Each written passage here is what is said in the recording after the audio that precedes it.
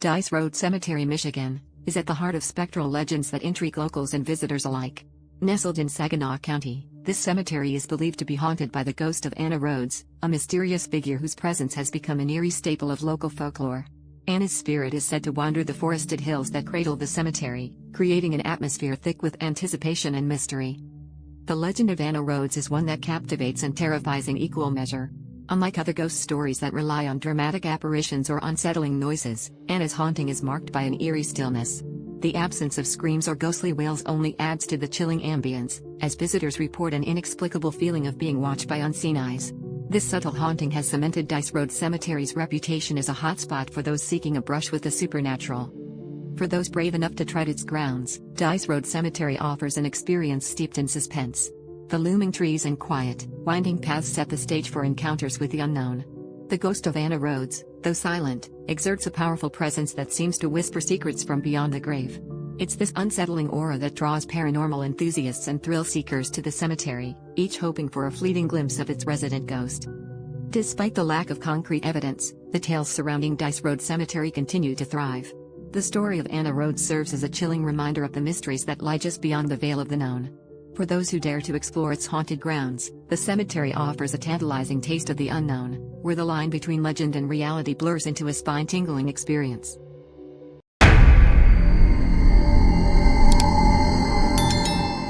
Daniel discovered an old diary tucked away in his attic, a relic from a past he had no memory of. The pages revealed a life of despair and desperation, a stark contrast to the life he thought he knew. As he read deeper into the entries, he was haunted by strange visions and nightmares, as if this darker version of himself was trying to invade his current reality. The diary's secrets consumed him, leading Daniel down a path of obsession. He found himself unraveling as the words in the diary seemed to pull him into a different existence. Each entry blurred the lines between his present life and this alternate self, leaving him questioning his own sanity. The more he explored, the more he felt the grip of his identity slipping away. It was as if the diary was a portal, merging two parallel lives into one confusing reality. Daniel's nights were plagued by dreams that felt too real, as if the diary's persona was taking over his subconscious. The boundaries between his waking hours and the diary's narrative began to dissolve. Friends and family noticed his change, but Daniel was too deep into the mystery to care. He was trapped in a labyrinth of his mind, desperate to find the truth hidden within those pages. In the end, Daniel was left standing at the precipice of his own identity, unsure which version of himself was real. The diary had become more than just a book, it was a mirror reflecting the shadows of a life he couldn't remember, yet couldn't escape. The realization hit him hard, perhaps both versions existed, intertwined in a way that neither could survive without the other.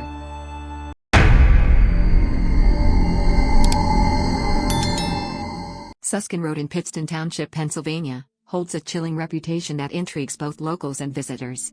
Known for its spine-tingling legends, the road's mystery centers around a spectral figure called the Suskin Screamer. This eerie character is said to appear in a white dress, haunting the area with her presence. The stories surrounding her are as mysterious as they are terrifying, capturing the imaginations of those who dare to venture down this infamous stretch of road. Legend has it that if you find yourself driving along Suskin Road at night and honk your car horn 3 times near the old railroad bridge, you might be in for an unexpected encounter. Many claim to have heard the screamer's blood-curdling cries piercing the night air, while some even report glimpsing her ghostly figure. These tales are not just urban myths, they are woven into the fabric of local folklore, leaving many to wonder about the origins of the Suskin Screamer. The backstory of this haunting figure varies, but one of the most popular tales involves a tragic prom night. According to this version, a young girl met her untimely demise after her prom, leading her spirit to linger on the road. Another account suggests that the screamer was a bride who tragically hanged herself near the bridge, her restless spirit forever tied to the scene of her sorrow. These narratives add layers of fright to the already eerie atmosphere of Suskin Road. In addition to the screamer, Suskin Road is notorious for unexplained disappearances, further cementing its status as a paranormal hotspot. The chilling combination of ghostly apparitions and unsettling vanishing acts makes Suskin Road a place of both caution and curiosity. As tales of the Suskin Screamer continue to circulate, the road remains a focal point for those drawn to the macabre, eager to experience the legend for themselves.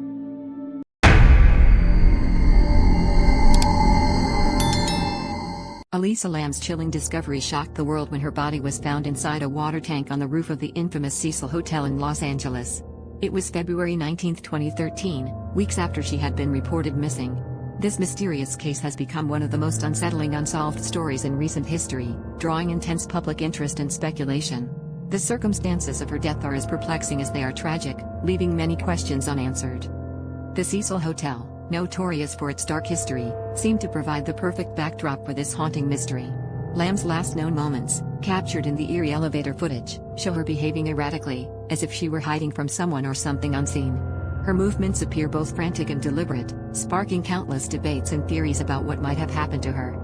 This footage continues to haunt both investigators and the public alike, adding layers of intrigue to an already enigmatic case. Theories about Lam's demise have ranged widely, from suggestions of foul play to the possibility of supernatural forces at work.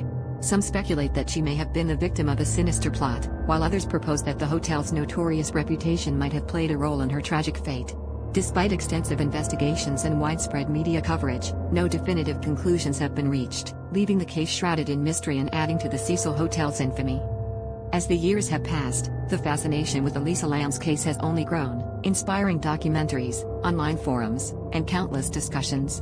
The tragic story of a young woman lost in the shadows of a hotel with a sinister past continues to captivate, leaving an indelible mark on true crime enthusiasts and the general public alike.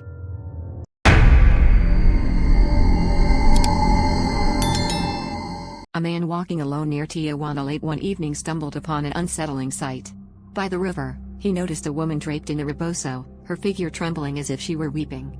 Curiosity and concern drew him closer, hoping to offer his assistance to a stranger seemingly in distress. However, what awaited him was a revelation far from anything he anticipated. As he approached, the woman turned towards him, revealing not a face of flesh and bone, but a skeletal visage that sent chills down his spine. The sight was as surreal as it was terrifying, the hollow eyes and bony structure a stark contrast to the living, breathing world around them.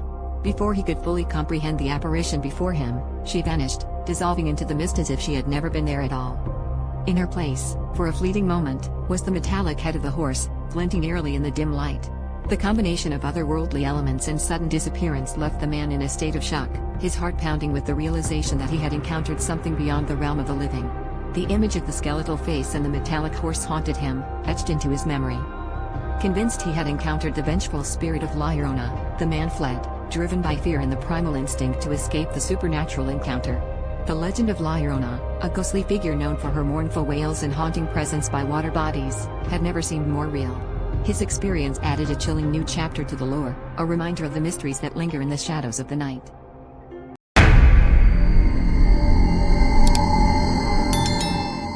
Forsyth's haunted attraction draws thrill seekers into a spine-chilling world where ancient curses and eerie folklore come to life.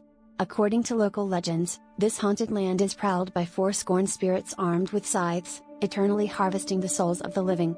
The tale warns that any building erected on this ground inherits a sinister curse, leading to supernatural events that terrorize its residents.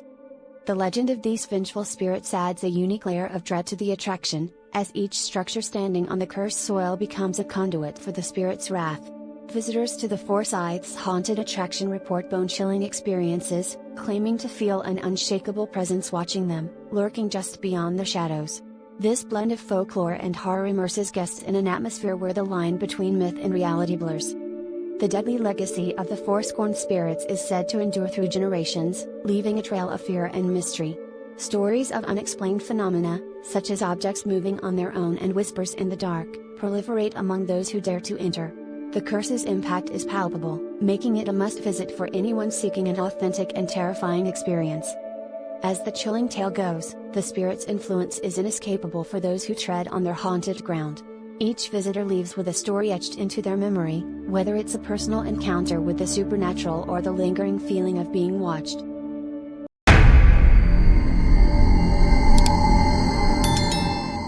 Hashima Island, Japan, is a ghostly and abandoned relic off the coast that captivates the imagination. Once bustling with life, it thrived as a coal mining community until the 1970s when it was suddenly deserted, leaving behind a haunting landscape of decaying concrete buildings and empty streets. This eerie place is often said to be haunted by the spirits of former miners who tragically lost their lives in accidents during its operational days. The island's grim history is etched into its very structures, which now stand as silent witnesses to a bygone era. Visitors brave enough to explore its abandoned corridors find themselves walking through a place that feels frozen in time, a stark reminder of the community that once called it home. The stories of hardship and loss echo through the crumbling walls, creating an atmosphere that is as chilling as it is intriguing.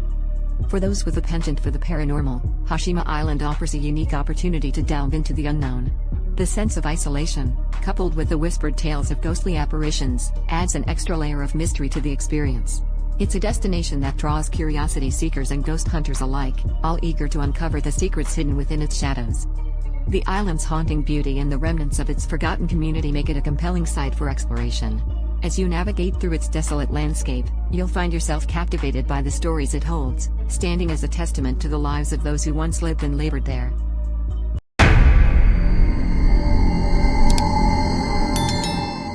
A haunting encounter unfolds near a towering Scientology building in Commerce, California, leaving a group of friends ensnared in a terrifying ordeal. While exploring the area, they stumble upon a pale, faceless figure dressed sharply in a black suit.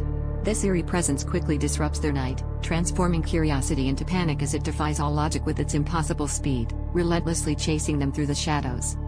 The friends, gripped by fear, flee the scene with adrenaline coursing through their veins, yet the enigmatic figure looms ever closer, as if fueled by an inexhaustible determination. The terror they experience is not just in the chase but in the chilling realization that this entity might be more than it seems, perhaps a sinister force capable of mimicking or invading their very lives. This unsettling encounter brings to mind the ominous theme of "someone else is living my life," where an unknowable force invades personal space with terrifying intent. The notion that something so otherworldly can intrude upon the familiar and mundane spreads a palpable fear, tapping into deep-seated anxieties about identity and autonomy. With every step, the friends sense that this faceless figure represents a boundary between reality and the supernatural, a living nightmare that refuses to relent. As they escape into the night, the lasting impression of this chilling pursuit leaves them questioning what they've witnessed, haunted by the possibility that this entity could return at any moment to invade their lives once more.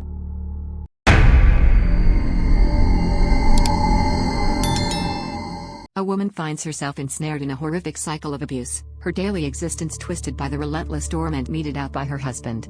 For years, she lived in a shadow of fear, her reality continuously warped by the man who vowed to love and protect her. The emotional and physical scars carved into her life painted a grim picture of survival in the face of cruelty, a testament to her resilience amidst the unthinkable. As the days turned into years, the abuse escalated, her husband's behavior becoming increasingly unpredictable and violent. The once clear lines between love and hatred blurred, leaving her trapped in a psychological labyrinth from which there seemed no escape. Her world had become a maze of manipulation and fear, where each step was fraught with peril, and every decision carried the weight of potential devastation. But even the darkest night eventually gives way to dawn. One evening, the culmination of years of anguish reached a breaking point. In a moment of sheer desperation and courage, she took decisive action to break free from the chains of her husband's tyranny. This pivotal moment was a testament to her indomitable spirit and the human will to reclaim one's life from the clutches of despair. The aftermath of her escape has shed light on the drastic changes trauma can inflict on a person's behavior and psyche. Her story serves as a poignant reminder of the invisible battles many endure behind closed doors and the complex interplay between trauma and survival. This narrative not only highlights her bravery but also underscores the urgent need for awareness and support for those ensnared in similar situations.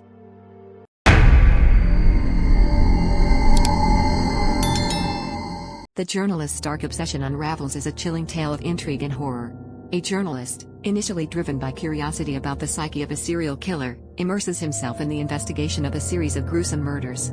What starts as a professional endeavor quickly spirals into a personal fixation, as he becomes consumed by the notion of capturing the killer's final moments on record. His pursuit is relentless, driven by an intense need to unravel the mystery that has gripped his mind. As he digs deeper, the line between the hunter and the hunted blurs, with each piece of evidence pulling him further into the enigma. The stakes rise higher with every discovery, and the journalist finds himself increasingly isolated, ensnared in a web of intrigue that he cannot escape. The pressure mounts, and his obsession with the case becomes all-consuming, overshadowing his sense of reality. The narrative takes a sinister turn as the investigation progresses, with the journalist unable to shake off the haunting allure of the killer's mind. In a shocking twist, the journalist uncovers the truth that has eluded him: he is the very killer he has been seeking. The realization is both terrifying and liberating, as every clue and revelation falls into place, forming a macabre puzzle that reflects his own fractured psyche. His investigation, once thought to be an objective pursuit of justice, is revealed to be a chilling act of self-documentation. The boundary between his identity and the killer's dissolves, leaving behind a haunting void. With the weight of his actions bearing down, the journalist records his confession, a final act that seals his fate. His obsession with death and the media reaches its dark culmination, leaving behind a legacy shrouded in horror and tragedy.